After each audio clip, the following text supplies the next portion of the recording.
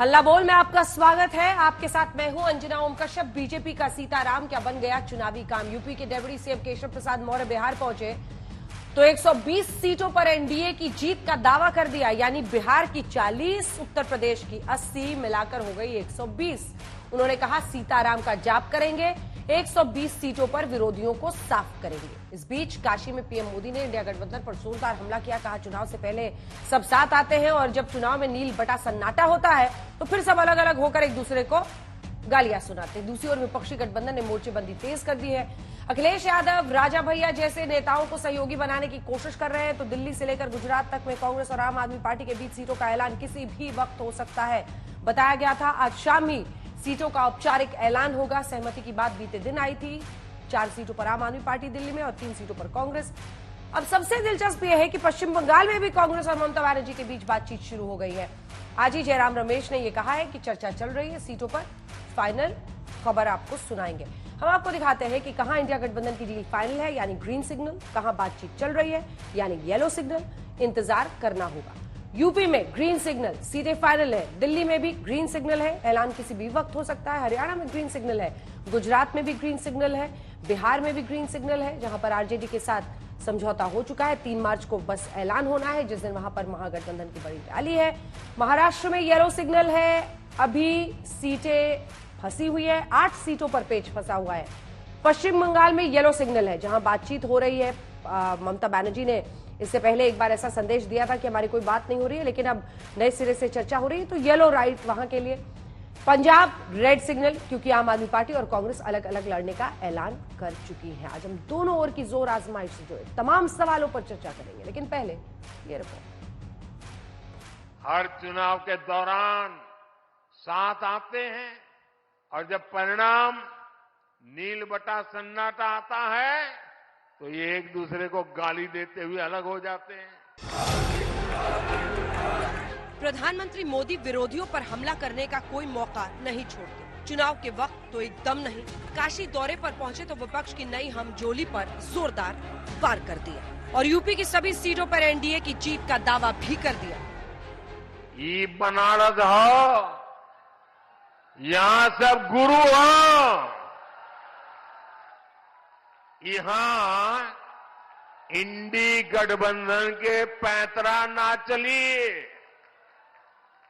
बनारस नहीं, पूरे यूपी के पता हो माल वही है, पैकिंग नहीं है। इस बार तो इनको जमानत बचाने के लिए ही बहुत संघर्ष करना पड़ेगा।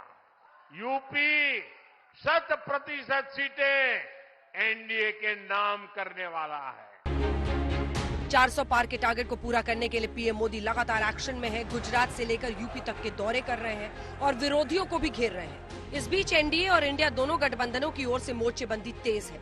यूपी में अखिलेश यादव कांग्रेस के साथ सीट बंटवारा फाइनल करने के बाद दूसरे सहयोगियों की तलाश में जुटे हैं।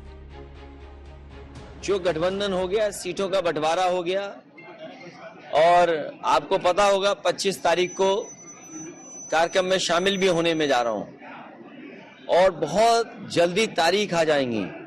आपका एनडीए के साथ गठबंधन हो चुका है, लेकिन उसकी ऑफिशियल घोषणा कब होगी? घोषणा होगी तो आपको जानकारी मिल जाएगी। दूसरी ओर बिहार यूपी के डेप्यूटी सीएम दोनों राज्यों की 120 सीटों पर सॉलिड जीत का दावा कर रहे हैं। हालांकि ये बात अलग है कि दोनों राज्यों में एनडीए गठबंधन के सहयोगियों में सीटों का बंटवारा फाइनल नहीं है। सपा बसपा कांग्रेस का यूपी में खाता नहीं खुलेगा। सभी 80 सीटें वहां भारतीय जनता पार्टी गठबंधन जीत रहा है और भारी अंतर से जीत रहा है। और मैं एक ही जाप करता रहता हूं, सीताराम सीताराम। बिहार की 40, यूपी की 80, 120। इंडिया गठबंधन में सीटों के बंटवारे को लेकर बातचीत फुल स्पीड में है। कांग्रेस और आम आदमी पार्टी के बीच दिल्ली से लेकर गुजरात तक का फॉर्मूला फाइनल हो चुका है। आम आदमी पार्टी और कांग्रेस एक साथ आकर अपनी सीटों के बंटवारे पे आम सहमति बना चुके हैं। दिलचस्प ये कि कांग्रेस दावा कर रही है कि पश्चिम बंगाल में भी ममता बनर्जी से बात चल रही है और जल्द ही सारी बातें फाइनल हो जाएंगी। टीएमसी के सुर भी बदले नजर आ रहे हैं। ममता बनर्जी के साथ बातचीत अभी भी जारी है। दरवाजे बंद नहीं हैं। समाजवादी पार्टी के बारे में भी ये कहा करता था, लोग कहते थे आप कैसे कह सकते हैं, पर समझौता तो हो गया है। ये अलायंस के बारे में हमारा सुप्रीमो ममता बनर्जी और हमारा all India general secretary Abhishek Banerjee अभी तक जो डेवलपमेंट है खुलकर बता दिया। अगर किसी तरह कोई नया डेवलपमेंट होगा तो उसके बाद हम लोग इन्फॉर्म करेंगे। महाराष्ट्र में महाविकास आघाड़ी में भी माथापच्ची जारी है। राहुल ने शरद पवार से फोन पर बात की है, जिसके बाद कांग्रेस दावा कर रही है कि जल्द ही सब कुछ फाइनल हो जाएगा। महाविकास आघाड़ी के साथ हमारा बातचीत चालू है। 27-28 को हमारा सीट डिविजन पूरा हो जाएगा। पवार साहेबांच्याकडे होतो, पवार साहेबांच्याशी स्वतः खुद्द राहुल गांधीजी मगाशी बोलले आणि महाराष्ट्राचा प्रश्न लवकर सुटावा, देशातल्या अन्य राज्यांचे प्रश्न सुटत आले अशी सूचना राहुल गांधींनी पवार साहेबांना केलेली आहे आणि त्यावरून आता मला वाटतं त्याला गती येईल। सूत्र बता रहे हैं कि महाराष्ट्र में 8 सीटों पर पेच फंसा है। उन 8 में ज्यादा से ज्यादा सीटों पर उद्धव कोट और कांग्रेस अपनी अपनी दावेदारी ठोकने की कोशिश में है। महाविकास आघाड़ी जो महाराष्ट्र में कांग्रेस, शिवसेना, एनसीपी शरद पवार साहब की और अंबेडकर साहब की वंचित बहुजन आघाड़ी, उसमें बात फॉर्मूले की नहीं है, सीट शेयरिंग की बात मैं करता हूं। कोई फॉर्मूला नहीं बनता। 48 सीटें हैं, जहां जिसकी ताकत है, जहां जिस सकता है वहां उनको सीट मिलेगी, ये हमारा फॉर्मूला है। उद्धव ठाकरे जी, मैं शरद पवार जी, हम लोग आपके सामने आकर हमारी जितनी जगह हम लोगों ने आइडेंटिफाई किया वो आपको तब उसका क्लियरिटी आएंगी। लेकिन हर कार्यकर्ता को लगना चाहिए कि भाई हमारा को ये सीट मिलना चाहिए, तो चलते रहेगा। ऐसा नहीं है कि इस सीटों पर तनातनी सिर्फ विपक्षी गठबंधन में है। महाराष्ट्र की सत्तारूढ़ महायुति में भी कुछ फाइनल नहीं हो पा रहा। शिंदे गुट वाली शिवसेना 18 सीटों पर दावेदारी कर रही है। आज तक ब्यूरो। चर्चा की शुरुआत करेंगे। गौरव भाटिया जी राष्ट्रीय प्रवक्ता बीजेपी के हमारे साथ जुड़ गए हैं। सुरेंद्र राजपूत जी प्रवक्ता कांग्रेस पार्टी के, आशुतोष वर्मा जी समाजवादी पार्टी के प्रवक्ता, राजीव रंजन जी जेडीयू का पक्ष रखेंगे, प्रियंका कक्कड़ जी हमारे साथ प्रवक्ता आम आदमी पार्टी की जुड़ गई हैं। प्रियंका जी, इंतजार था, बताया गया था आज सीट शेयरिंग को लेकर दिल्ली में ऐलान होगा, मैं आऊंगी आपके पास, लेकिन सुरेंद्र राजपूत जी, राहुल गांधी के एक बयान पर आज पीएम ने सीधा जवाब दिया है। पहले सुनाते हैं राहुल गांधी ने क्या कहा था, उसके बाद आपको सुनाएंगे पीएम ने उस पर क्या कहा। मैं वाराणसी गया, वाराणसी में देखा मैंने रात को बाजा बज रहा है, ठहर जा, बाजा बज रहा है, वहां पे शराब पिए सड़क पे लेटते हुए बाजा बज रहा है। यूपी का भविष्य रात को शराब पिए नाच रहा है, डांस कर रहा है नशे में। दूसरी तरफ राम मंदिर खुलता है, राम मंदिर में आपको नरेंद्र मोदी दिखेगा, आपको अंबानी दिखेगा, आपको अदानी दिखेगा, आपको हिंदुस्तान के सबसे अरबपति दिखेंगे। आपको एक पिछड़ा नहीं दिखेगा, आपको एक दलित नहीं दिखेगा, आपको एक आदिवासी नहीं दिखेगा। क्यों नहीं? ये वो आपकी जगह नहीं भाई और बहनों, आपकी जगह सड़कों पे भीख मांगने की है। आपका काम हिंदुस्तान में सड़क पे जाकर ऐसे पोस्टर दिखाने का है। राहुल गांधी के इस बयान पर कि नशेड़ी वहां पर घूमते हैं रात में शराब पीकर, पीएम ने आज जवाब दिया है, सुनिए। जब यूपी के नौजवान अपना नया भविष्य लिख रहे हैं, तब ये परिवारवादी क्या कर रहे हैं? मैं तो इनकी बातें सुनकर हैरान हूं। कांग्रेस के शाही परिवार के युवराज का कहना है, और चौंक जाएंगे आप, कांग्रेस के युवराज परिवार ने क्या कहा? वो कह रहे हैं, और काशी की धरती पर आके कह रहे हैं, काशी के नौजवान, यूपी के नौजवान नशेड़ी है, ये कैसी भाषा है भाई? मोदी को गाली देते देते तो इन्होंने 2 दशक बिता लिए, लेकिन अब ईश्वर रूपी जनता जनार्दन पर, यूपी के नौजवानों पर ही ये लोग अपनी फ्रस्ट्रेशन निकाल रहे हैं। जिनके अपने होश ठिकाने नहीं है, वो यूपी के मेरे काशी के बच्चों को नशेड़ी कह रहे हैं।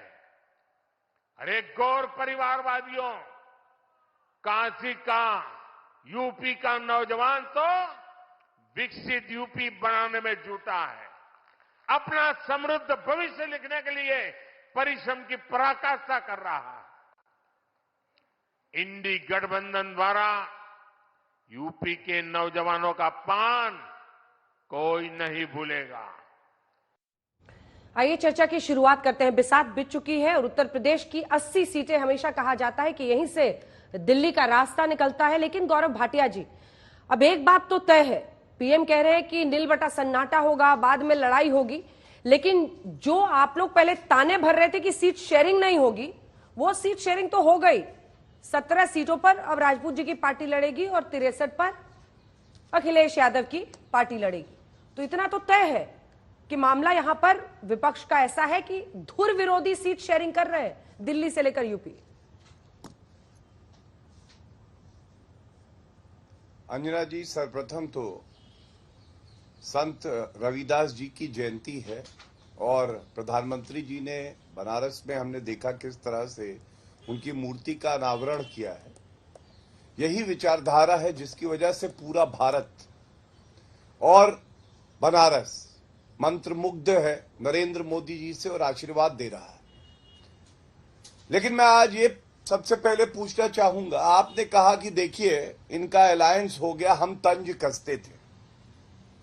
हम कोई तंज नहीं कसते थे, हम तो वो कह रहे थे जो ये आपस में एक दूसरे को गाली दे रहे थे, अखिलेश वकिलेश, खड़गे वड़गे, जो अपने बाप का ना हुआ वो किसी और का क्या होगा, ये हमने नहीं कहा, ये तो इन्होंने कहा, उस पर चर्चा हुई।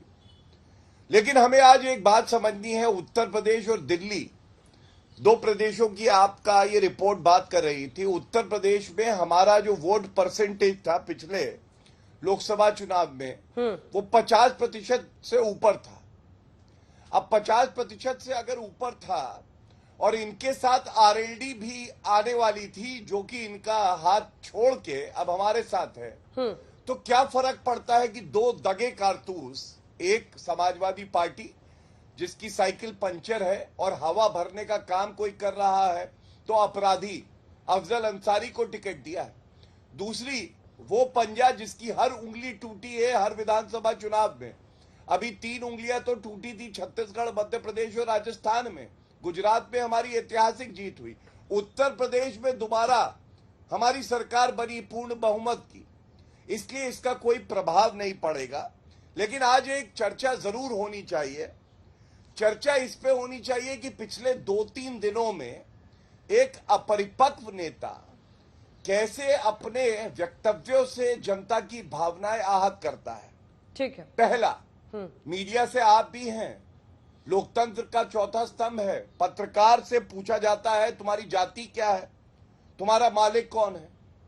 क्या फर्क पड़ता है कि उसका मालिक कौन है, उसकी जाति क्या है? ये सवाल राहुल गांधी क्यों पूछ रहे हैं? क्योंकि ये मीडिया को भी जाति के आधार पे बांटना चाहते हैं। दूसरा बयान आया, इन्होंने कहा अमिताभ बच्चन और ऐश्वर्या राय नाच रही थी जब राम मंदिर का प्राण प्रतिष्ठा चल रही थी। मैं पूछना चाहता हूं, एक महिला है ऐश्वर्या राय बच्चन और समाजवादी पार्टी की तो सांसद हैं जया बच्चन जी। ये कैसा आदर है एक महिला का, अमिताभ बच्चन का। तीसरी बात जो इन्होंने कही, यूपी का युवा नशेड़ी है। मैं कहूंगा देखिए ये फर्क है। नरेंद्र मोदी जी एक सांसद हैं, सांसद की भूमिका बखूबी निभाते हैं। आज 14,000 करोड़ की परियोजनाओं का तोहफा उन्होंने बनारस वासियों को दिया है। ठीक है। दूसरी तरफ बनारस की धरती पे वहां के युवा को उत्तर प्रदेश का अपमान करके नशेड़ी बुलाया है।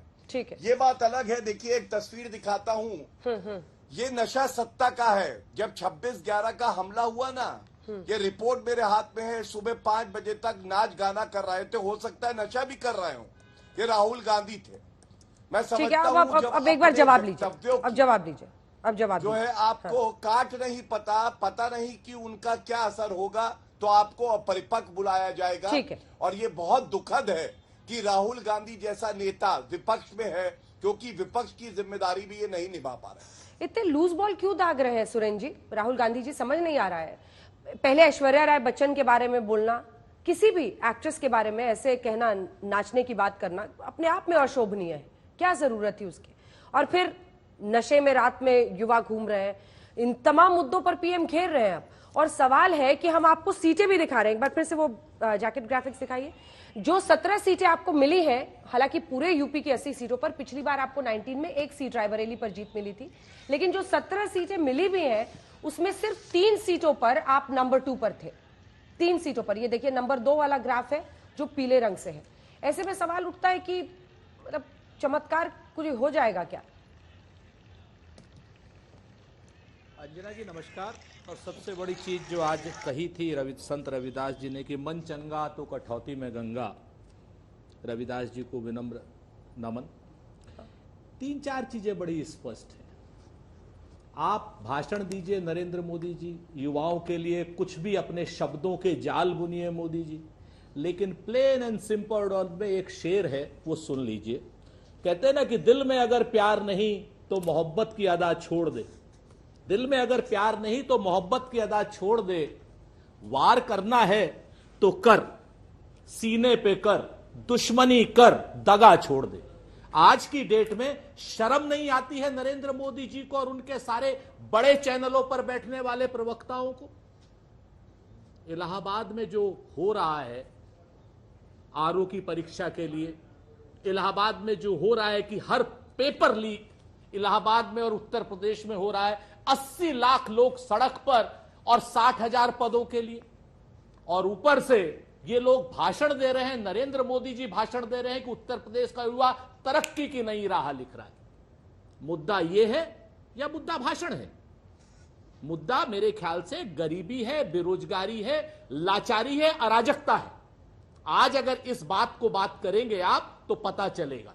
और नशा युवा की आज की डेट में सबसे बड़ी प्रॉब्लम है, क्योंकि युवा बेरोजगार है। अगर आप इस तरीके से नहीं कर सकते नरेंद्र मोदी जी, गद्दी छोड़ दीजिए। अब आ जाइए दूसरी बात पर, जो इन्होंने बड़ी महत्वपूर्ण बात करी कि साहब हमारा तो ये है, और आपने गठबंधन की बात कर दी। नरेंद्र मोदी जी को आज की डेट में अपने नाम पर, अपने काम पर और प्रभु श्री राम पर भरोसा नहीं रह गया। तभी तो कभी नीतीश कुमार जी की शरण में जा रहे हैं, कभी जयंत चौधरी साहब की शरण में जा रहे हैं, कभी अपने आप को गाली देने वाले और योगी जी को गाली देने वाले ओम प्रकाश राजभर की शरण में जा रहे हैं। तो ये 2 महत्वपूर्ण चीजें हैं जहां से नरेंद्र मोदी जी का डर दिखाई दे रहा है। हम तो कहते हैं ना, नरेंद्र मोदी जी आप देश के प्रधानमंत्री हैं, 10 साल से प्रधानमंत्री, 7 साल से यूपी में सरकार है। आज की डेट में बेरोजगारी की समस्या दूर कर देते, तब राहुल गांधी के भाषण पर आपको भाषण करने का हक था। आज की डेट में प्रयागराज को आप ही दिखा रहे हो। धन्यवाद देता हूं मैं आपके चैनल को कि आज किस तरीके से युवा के साथ छल हो रहा है, कपट हो रहा है, प्रपंच हो रहा है। मैं धन्यवाद दे रहा हूं उस चीज को आपकी कि जब 80 लाख लोग 60,000 पदों के लिए, और वो भी पद लीक कर दी परीक्षा आपने, हर जगह पे री एग्जाम, हर जगह पे सारी चीजें। आप युवा के साथ कौन सा खेल खेलना चाहते हो? सिर्फ भाषण से पेट भरोगे? आप भाषण से पेट, कहते हैं ना कि भाषण से पेट नहीं भरता, पेट भरता है काम से। पेट भरता है आपने जो अगर कोई रोजगार दिए हो, नौकरियां दी हो। भाषण मत दीजिए मोदी जी, भाषण देने का काम विपक्ष का है, सत्ता पक्ष का काम होता है महंगाई खत्म करना, बेरोजगारी खत्म करना, अग्निवीर जैसी समस्या खत्म करना, किसान जो सड़क पर बैठा है किसान को दुश्मन ना मान करके अन्नदाता मानना। इसलिए आज आपकी उसमें किसान को गोली मार करके 2 किसानों की मृत्यु हो गई है इसमें, और 700 की हो गई थी पहले। एमएसपी की कानूनी गारंटी नहीं दी आपने तो लिख करके दिया था। इन सारे मुद्दों पर बात न करके आप बात करेंगे राहुल गांधी जी ने ये कह दिया, राहुल गांधी जी ने वो कह दिया।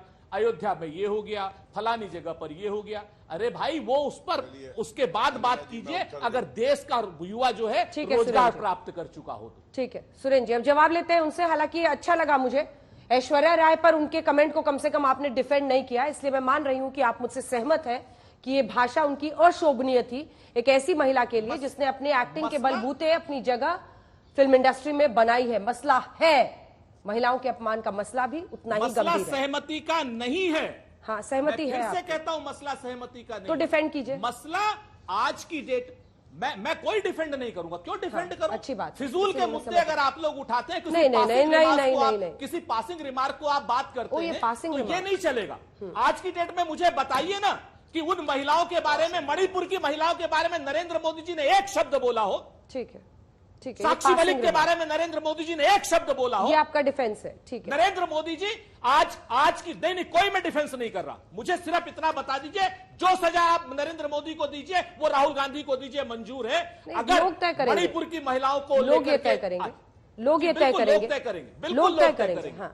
तो मैं कहीं डिफेंस नहीं कर रहा। हाँ, मैं कोई समझ गई, आप सहमत हैं मुझसे। आपको बताता हूं, और शोभनीय भाषा थी। मुद्दों का विषयांतर नहीं होना चाहिए। नहीं, मुद्दों का विषयांतर नहीं है। नरेंद्र मोदी जी एक महिला का सम्मान भी उतना ही बड़ा इशू है। हमने हाथरस की भी बात की, हमने महिला पहलवानों की भी बात की, हमने मणिपुर से भी लाइव रिपोर्टिंग की है। और इसीलिए हम ये सवाल आपसे पूछेंगे कि ऐश्वर्या राय का इस तरह से उनको नाचने वाली कहना अशोभनीय भाषा है। और मुझे पता है आप भी सुरेंद्र जी नहीं डिफेंड करना चाह रहे हैं राहुल गांधी को इस मुद्दे पर। आगे बढ़ते हैं। अंजना जी, गौरव भाटिया जी, गौरव भाटिया जी लेता हूं खाली। पेपर लीक, ठीक है, बोलिए। मैं सिर्फ 5 सेकंड। ममता बनर्जी को, शशि थरूर की पत्नी को और रेणुका चौधरी को जिन भाषणों से, जिन भाषाओं से नरेंद्र मोदी जी ने सम्मानित किया था, जो गालियां दी थी, जो सजा नरेंद्र मोदी जी की वही सजा राहुल गांधी जी को दीजिए, मुझे मंजूर है। गौरव जी चलिए अब जवाब दीजिए, और उत्तर प्रदेश के पेपर लीक मामले पर भी आपका जवाब। मैं उस पर भी दूंगा। इसके बाद मैं आ रही हूं आपके पास प्रियंका जी, आशुतोष जी और देखिए, सबसे पहले तो प्रियंका वाड्रा गांधी और सोनिया गांधी जी विपक्षी नेत्री हैं और तमाम हमारे मतभेद हो सकते हैं अंजना जी, लेकिन ऐश्वर्या राय बच्चन जी के लिए जो कहा गया और उसके लिए यहाँ माफी ना मांगी जाए, ना राहुल गांधी माफी मांगे, तब भी मैं दोहराऊंगा नहीं कि प्रियंका वाड्रा गांधी के लिए अगर हम ये बात कहते या कोई और कहता तो इन्हें कैसा लगता। एक महिला की अस्मिता तो हर किसी की है। ये नहीं हो सकता है कि गांधी परिवार की नेत्री है तो उसका तो मान सम्मान होना चाहिए, लेकिन बाकी जो है उनका कोई मान सम्मान नहीं होना चाहिए। लेकिन यही सोच कांग्रेस पार्टी की है, महिला विरोधी। और इसीलिए संदेश खाली जो पश्चिम बंगाल में हमारी बहनें हैं उनके बारे में क्या राहुल गांधी कुछ बोल पाए? नहीं बोल पाएंगे, क्योंकि अभी वहां तो इनको वोट बैंक दिखाई दे रहा है, वहां तो गठबंधन करना है। इसलिए ये शेरो शायरी अर्ज कर रहे थे। मैं तो डंके की चोट पे और गर्व से कहता हूं, सांसद हैं, 35 बार से ज्यादा बनारस गए हैं। बनारस को कैसे उन्होंने एक विकास पूर्ण शहर बनाया है। दूसरी तरफ सोनिया गांधी रायबरेली से सांसद हैं, पिछले 3 साल से एक बार नहीं गई, एक बार भी। क्यों नहीं गई? तभी छोड़ के भाग के जाना पड़ा उनको राज्यसभा, क्योंकि वो जनता के साथ जुड़ी ही नहीं हुई है। और आप युवाओं की बात करते हैं, आपको मालूम है उत्तर प्रदेश ने 3 बार सांसद बनाया राहुल गांधी को, 4 प्रधानमंत्री गांधी परिवार से आए उत्तर प्रदेश से, और वहां के युवा को आप नशेड़ी कहते हैं तो वो आपसे कह रहे हैं, आपने शेर सुनाया था, मैं भी अर्ज कर दूं, आप गैरों की बात करते हैं, हमने अपने भी आजमाए हैं। लोग कांटों से बच के चलते हैं, हमने अपनों से जख्म खाए हैं। यह है गांधी परिवार जिसने ठगा है उत्तर प्रदेश को, लूटा है और उसके बाद भाग आशुतोष वर्मा जी, आशुतोष वर्मा जी, बात अंजना जी जल्दी खत्म कीजिए सर। तो एक सेकंड राउंड के लिए वेट कीजिए, थर्ड राउंड आपका तो सेकंड राउंड हो गया है। आशुतोष वर्मा जी, आपके पास आते हुए समाजवादी पार्टी का पक्ष अब समझना चाहेंगे, क्योंकि इतना तो तय था कि एक दिन पहले अचानक खबर आई कि आपने बनारस में भी सुरेंद्र पटेल के नाम का ऐलान कर दिया, लेकिन फिर जब 17 सीटों पर कांग्रेस पार्टी मान गई तो ये सीट शेयरिंग हो गई है। पीएम कह रहे हैं कि अभी तो एक साथ है, लेकिन परफॉर्मेंस खराब होगी, फिर बाद में नीलबटा सन्नाटा होगा और उसके बाद से आपस में लड़ेंगे भिड़ेंगे। और ऐसा हुआ ही। आपने जिससे इससे पहले हाथ मिलाया, कांग्रेस एक बार मिलाया फिर अलग हो गए, ऐसे ही मायावती जी के साथ हाथ मिलाया फिर वहां भी अलग हो गए।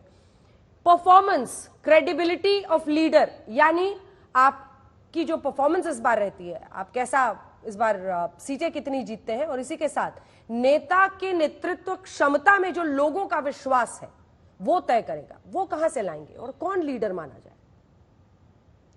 धन्यवाद अंजना जी। देखिए, ये जब कोई पार्टी का अध्यक्ष अपने आप को 400 पार और बार बार तीसरा टर्म की बात करता है तो उसको किसी और गठबंधन पे इस तरह कमेंट करने का कोई मतलब नहीं होता है। समाजवादी पार्टी उत्तर प्रदेश में प्रमुख विपक्षी पार्टी है। 2017 के बाद से 2022 में हमने 47 सीटों के साथ 112 सीट पे आए थे। 2014 के बाद 2019 में हमने गठबंधन में 15 सीटें जीती। तो कुल मिला के हमारा अपना वोट शेयर है, अपना वोट बैंक है। और जिस प्रकार की राष्ट्र की इस समय स्थिति है, जो लोग बोल रहे हैं अमृतकाल के बारे, जो एक्चुअल में है इस समय देश की स्थिति, आप कुछ भी कह ले, किसान और अन्नदाता लगातार आंदोलन कर रहा है, पिछले 10 साल में 10 बार कर चुका है। उसके ऊपर आप आंसू गैस चला रहे हैं, सुनने में आ रहा है पैलेट गन भी चल रही है। नौजवान, उत्तर प्रदेश के नौजवान ने इस बार एआरओ की भर्ती में 50 लाख नौजवानों ने फॉर्म भरा था, और उत्तर प्रदेश लोक सेवा आयोग का नाम उत्तर प्रदेश लीग सेवा आयोग हो गया है। ये मजाक बात नहीं है। 50 लाख घरों का सपना टूटा है। आप चुनी ही सरकारों में खुलेआम एमएलए की खरीद फरोख्त कर रहे हैं, जिसमें कोई नहीं है, कोई रोकने वाला नहीं है। जहां देखो जहां चोरी नहीं हो पा रही है, वहां चंडीगढ़ मेयर जैसे हालात आपने बना दिए। आप चुने हुए मुख्यमंत्री को षड्यंत्र के नाते जेल भेजना चाहते हैं। अमीर और अमीर होता जा रहा है, गरीब और गरीब होता जा रहा है, और देश के 80% जनता 5 किलो राशन पे जीने पे मजबूर हो गई है। और सुबह सुबह अखबारों में देश का अमृतकाल आपके विज्ञापनों में दिखता है। क्या जनता नहीं देख रही है इसको? जनता इसको देख रही है और अपने समय का इंतजार कर रही है। उत्तर प्रदेश में इस भयावह स्थिति को और भयावह ना हो जाए, इसलिए अखिलेश यादव पे विश्वास है, और अखिलेश यादव इस चीज को लीड भी कर रहे हैं। हमने बार बार बोला कि हम इंडिया अलायंस को मजबूत करेंगे और कहीं से भी कमजोर करने की कोई गुंजाइश नहीं छोड़ेंगे। सूत्रों के हवाले से खबर चलाई गई, यह भी प्रोपेगेंडा खबर है कि गठबंधन टूट रहा है, गठबंधन टूट रहा है। हमने कभी नहीं कहा गठबंधन टूट रहा है। आपने बनारस की बात कही, कांग्रेस ने इच्छा जाहिर की हम कांग्रेस वहां लड़ना चाहते हैं, हमने सशर्त मंजूर किया कि ठीक है आप चाहिए।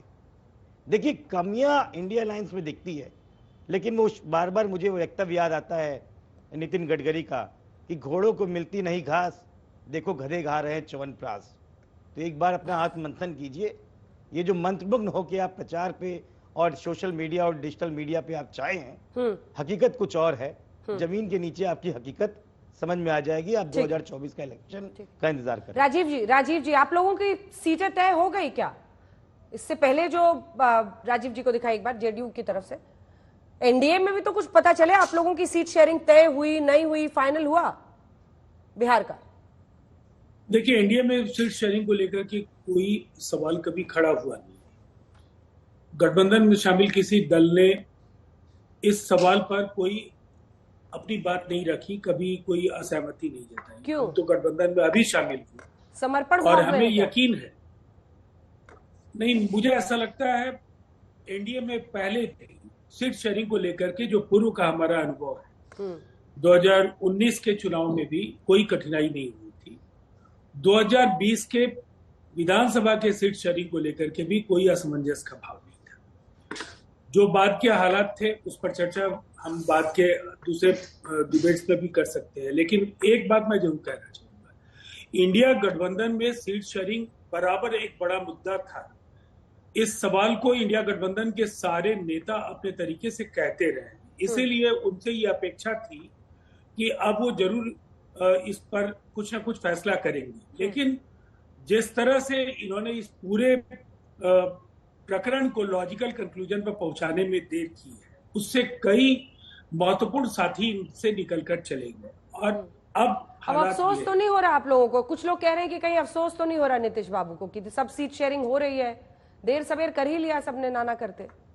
देखिए, मुझे ऐसा लगता है इस पर जब हमारे राष्ट्रीय अध्यक्ष भी हैं नीतीश कुमार जी, बिहार के मुख्यमंत्री भी हैं, और उन्होंने इस गठबंधन में लौटने के बाद जो बातें कही, उसके बाद किसी भी प्रवक्ता को उससे ज्यादा कुछ कहने का कोई अवसर नहीं मिलेगा। मैं जानता हूं इतना काफी है जितना कुछ उन्होंने कहा है।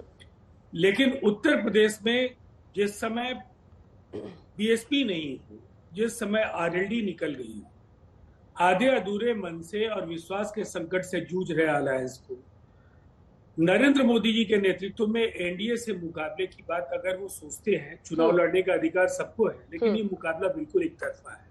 नीतीश कुमार जी के जाने के बाद बिहार की स्थिति वही है। और जो हाल में कुछ कानून एवं व्यवस्था को लेकर, भ्रष्टाचार को लेकर या जितने तरह के सवाल खड़े हुए हैं, टीएमसी का इकबाल भी पहले जैसा नहीं रहा है। और दूसरी तरफ उनका अलायंस अगर कांग्रेस के साथ हो भी जाए तो भी लेफ्ट अपने उम्मीदवार खड़ा करेगी।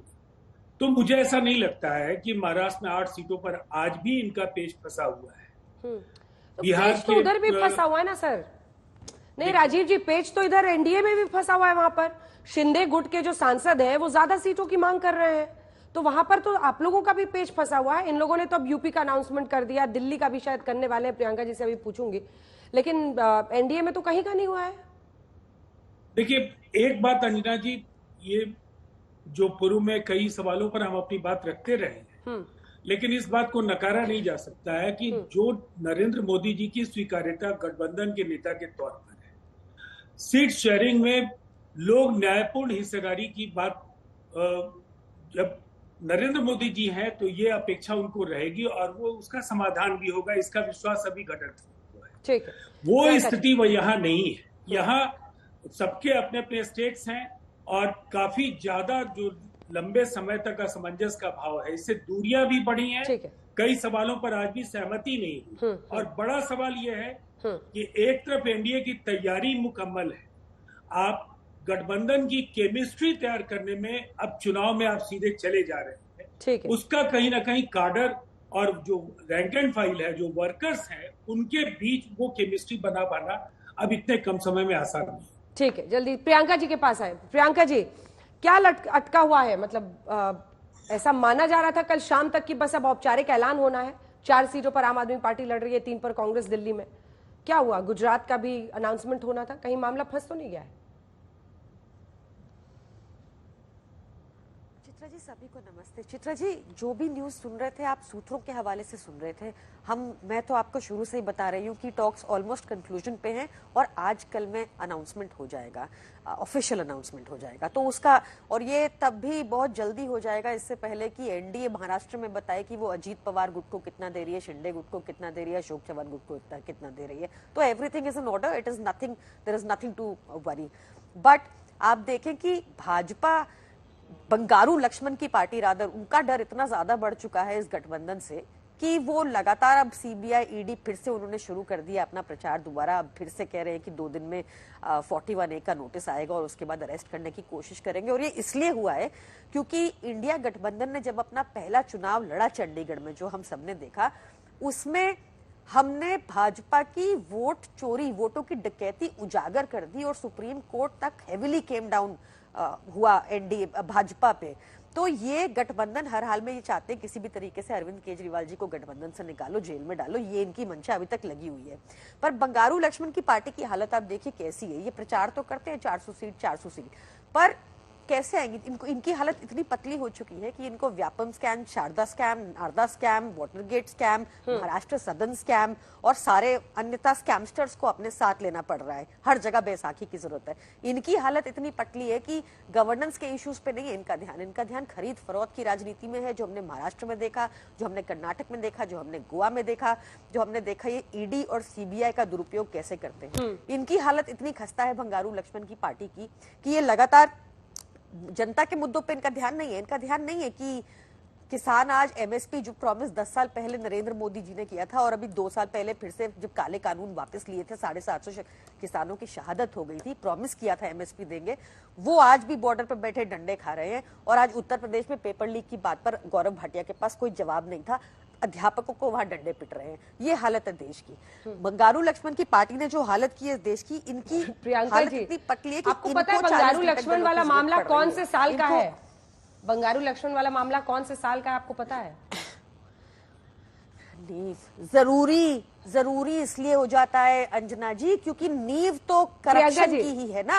हाँ, आप लेकिन देखिए प्रियंका ना, जी अभी ये 2001 का एक सेकंड मैं सुनिए, एक इन्होंने पॉइंट क्या की किया? वजह से मैंने इन्होंने बोला, मैं क्या आपको किया? बोलने दूंगी 2001 का मामला है ब्राइबरी का जी। और 2012 में कन्विक्शन हुआ। और दिलचस्प ये है कि वही वक्त था जब आप लोगों का आंदोलन चल रहा था और वो आंदोलन बीजेपी के खिलाफ नहीं कांग्रेस के खिलाफ था। लेकिन आप भी कांग्रेस से मिले तो इस वजह से मिले ना क्योंकि अब तो जेल के अंदर या जेल के बाहर रहने वाला प्रॉब्लम सामने आ गया, वरना कांग्रेस के साथ क्यों गठबंधन करती है आम आदमी पार्टी? अरविंद केजरीवाल का जन्म ही हुआ पॉलिटिक्स ही हुई के कांग्रेस के अगेंस्ट। मैं एक छोटा सा जवाब अंजना जी बंगारू लक्ष्मण का रेफरेंस इसलिए जरूरी हो जाता है क्योंकि मुझे बताना है कि इनकी नींव ही करप्शन पर आधारित है। अभी ये अपनी एक्ट्रेसेस को 70 करोड़ की जमीन 2 लाख रुपए में देते हैं, ये इनकी सच्चाई है, अपनी जेबें भरते हैं, इसलिए उनका रेफरेंस जरूरी हो जाता है। हमने ये गठबंधन, हम तो आंदोलनकारी लोग हैं, जेल आना जाना तो हमारा लगा ही रहता है। आज तक चवन्नी की रिकवरी तो हुई नहीं, हमें कोई फर्क नहीं पड़ता जेल जाने से। मनीष सिसोदिया जेल में, संजय सिंह जेल में, सत्येंद्र जैन जी जेल में थे, चलता ही रहता है हमारे यहाँ। तो 230 हमारे ऊपर केसेस हो गए थे शुरू में 67 विधायकों के ऊपर, वो पता नहीं अनगिनत बार जेल चले गए। तो ये हम जेल से डरने वाले लोग नहीं है। गठबंधन इसलिए जरूरी हो गया था अंजना जी क्योंकि आज इंडिया के फेडरल स्ट्रक्चर, डेमोक्रेटिक स्ट्रक्चर पे आप कांस्टेंट अटैक देखती हैं। गवर्नर, लेफ्टिनेंट गवर्नर के थ्रू सरकारों का काम रोकने का काम करती है भाजपा, नेगेटिव राजनीति करती है भाजपा। अगर जनता के मुद्दों पर ध्यान होता तो क्या आज महंगाई आसमान छू रही होती? देश में आज 50 ईयर सबसे लोएस्ट सेविंग चल रही है लोगों के पास, इतनी हाईएस्ट अनएम्प्लॉयमेंट चल रही है देश में, मैन्युफैक्चरिंग सेक्टर डूब चुका है देश में, एफडीआई अपने लोएस्ट पे है देश में। ये सब अभी रीसेंट आंकड़े हैं अंजना जी। एक और आंकड़ा आपको बताती हूँ, आपको पता भी होगा शायद कि economic adviser to the PM ने कहा कि जो आज देश में 25,000 रुपया कमाता है वो देश के टॉप 10% में आता है। प्रधानमंत्री मोदी खुद स्वीकारते हैं कि 80 करोड़ लोग इतने गरीब हो चुके हैं कि सरकारी अनाज पे मोहताज है। तो ये हालत है, हमें ये देखना होगा और एक्सेप्ट करना होगा, ये सारे फैक्ट्स ऑन पेपर हैं।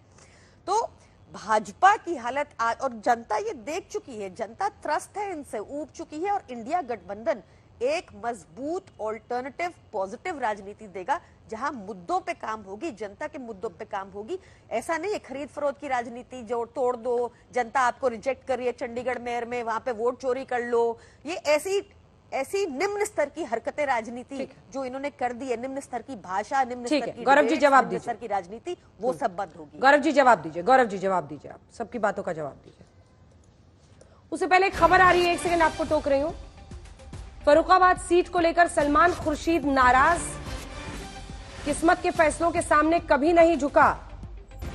दरअसल उन्होंने ट्वीट किया है, टूट सकता हूं झुकूंगा नहीं, फर्रुखाबाद से मेरे रिश्तों के कितने इम्तिहान का सामना करना पड़ेगा, सवाल मेरा नहीं पर हमारे सबके मुस्तकबिल का है, आने वाली नस्लों का है। किस्मत के फैसलों के सामने कभी झुका नहीं, टूट सकता हूं झुकूंगा नहीं, तुम साथ देने का वादा करो, मैं नगमे सुनाता रहूं, नगमे सुनाता रहूं। सलमान खुर्शीद साहब ने ये ट्वीट किया है। अब इस पर तो प्रतिक्रिया मुझे लेनी पड़ेगी राजपूत जी से, लेकिन जल्दी से आप गौरव जी, चूंकि बहुत लोगों ने आरोप लगाया है, जल्दी से इस पर जवाब दे लीजिए, उसके बाद से मैं फौरन आ रही हूं आपके पास। सुरेंद्र जी कुछ जानकारी इकट्ठा कर लीजिए, सलमान भाई लग रहा है नाराज हैं। फर्रुखाबाद सीट नहीं है 17 सीटों की लिस्ट में।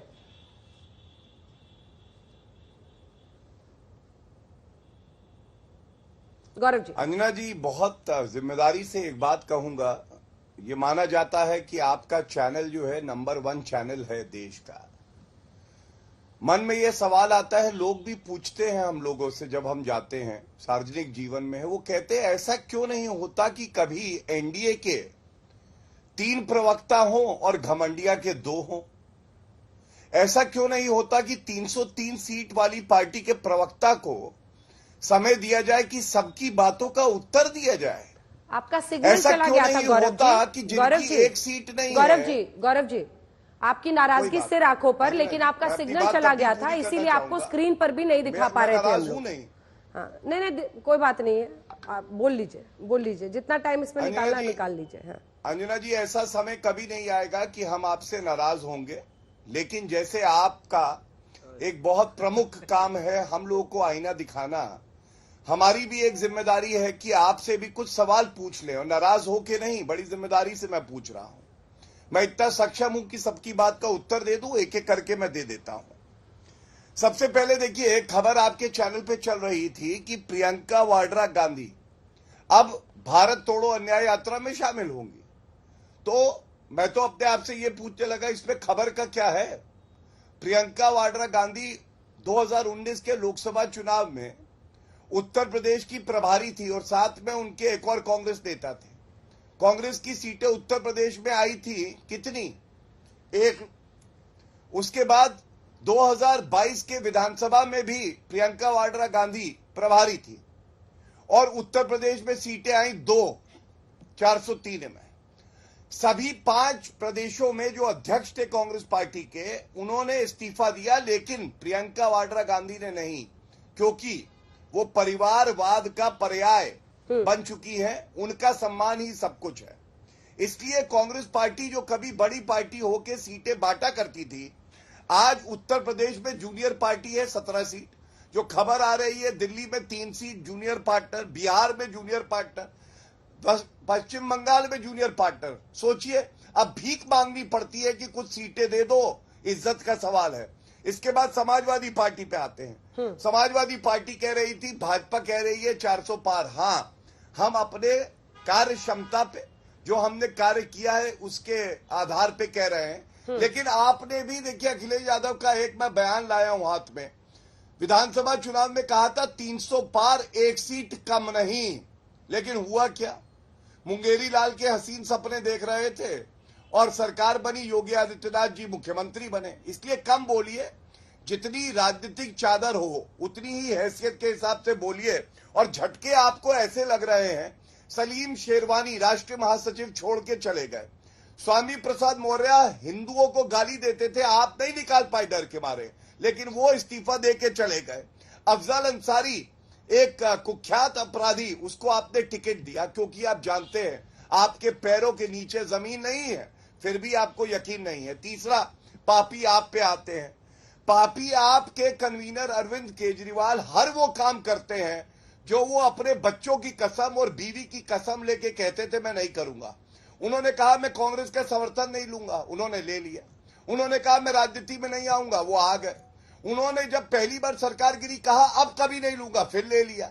और वो कहते थे कि अगर किसी के दामन पे दाग लगे भ्रष्टाचार का तो पहले इस्तीफा दे। और हालत ये, मनीष सिसोदिया 1 साल से जेल में है, उनको बेल नहीं मिली। संजय सिंह जेल में है। अब ये लोग प्रेस कॉन्फ्रेंस करके छाती पीट के कह रहे हैं अरविंद केजरीवाल अरेस्ट होने वाले हैं। अरे क्यों नहीं न्यायालय जाके सारे चार्जेस रद्द करा देते? इसलिए इन्हें पता है कि हथकड़ी लगनी है इस भ्रष्टाचारी पापी अरविंद केजरीवाल को। और ये जानते हैं दिल्ली में सूपड़ा साफ होगा। 2 लोकसभा चुनाव में इनकी 0 और 0 सीटें आई, आज 1 सीट की पार्टी है। लेकिन ये भूल जाती है कि वो भारतीय जनता पार्टी और यशस्वी प्रधानमंत्री नरेंद्र मोदी जी के लिए बयान दे रही है, जो सबसे बड़ा अपराध अरविंद केजरीवाल और उनके प्रवक्ता। ठीक है सुरेंद्र जी, जवाब दीजिए। अब मैं समझ नहीं पाई सर, आप हंस रहे थे जब सलमान खुर्शीद की मैंने बात पढ़ के सुनाई। मतलब अब आपको अपने नेताओं की चिंता भी नहीं रही है कि जिसको रहना है रहे भाई, जिसको सीट नहीं मिले वो जाए, वरना सलमान इतने छोड़ के गए हैं अंजना जी, उंगलियां कम पड़ गई हैं पंजे की।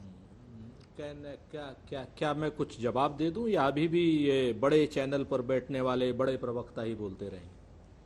मैं आपको 3-4 चीजें कहता हूं अंजना जी, बड़ी स्पष्ट। वो कहते हैं ना कि नाराजगी का हक सबको है, मुझे भी है, आपको भी है, सबको है।